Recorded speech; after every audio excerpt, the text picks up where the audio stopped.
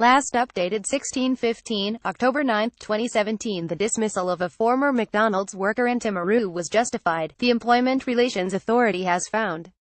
Management at Timaru's McDonald's were reasonable in dismissing a worker because he was too slow, the Employment Relations Authority has found. Employment Relations Authority member David Appleton rejected Michael Harling's case that he was unjustifiably dismissed from the Timaru branch on June 10, 2016. In his judgment, Appleton said Harling had previously worked at Burger King before he took 6 months off for health reasons.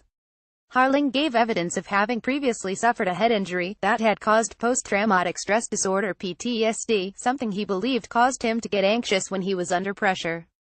Mr. Harling's evidence was that he did not think he could cope with the pressure and customer contact of the drive-to-sick and front counter areas at McDonald's, and so intended to work only in the kitchen, Appleton said. It appeared Harling never stated this expressly, but said at the authority's investigation meeting that he indicated in his online job application a preference to work in the kitchen. It is the respondent's McDonald's position that crew members have to be flexible enough to work in all three areas: kitchen, drive-thru and front counter, Appleton stated. When Harling was interviewed for a job at McDonald's on April 7, 2016, by senior restaurant manager Gillian Anderson, he said he had previously worked in the kitchen, at the front counter and in drive-thru at Burger King. Anderson recorded that Harling's duties would include counter, drive-thru, kitchen, and that the work can be stressful, sick environment but fun.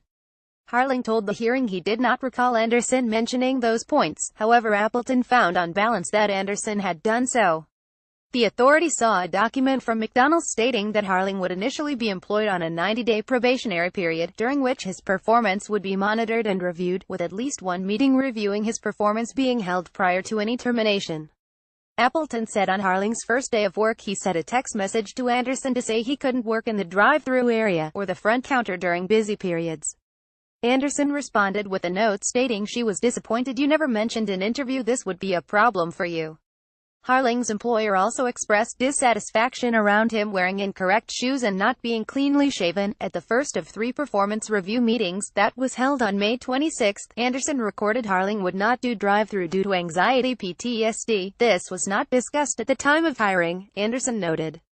Michael replied that he did not realize he would have to work in service areas when he was hired, Anderson recorded. At a subsequent meeting, Anderson recorded on another performance review document she had concerns for Michael working in such a quick and stressful environment, while a report on Harling noted that he needs to work at speed. A letter detailing Harling's termination on June 13 said he had not met the required standards expected by his employer. In assessing Harling's termination, Appleton said he was satisfied his employer did objectively assess Harling's pace of work, despite the employee saying he thought his pace was acceptable. I conclude the respondent McDonald's acted reasonably in treating Harling's lack of pace as sufficient reason to dismiss. I am also satisfied that he was given reasonable opportunity to improve, but failed to do so, Appleton said. Stuff.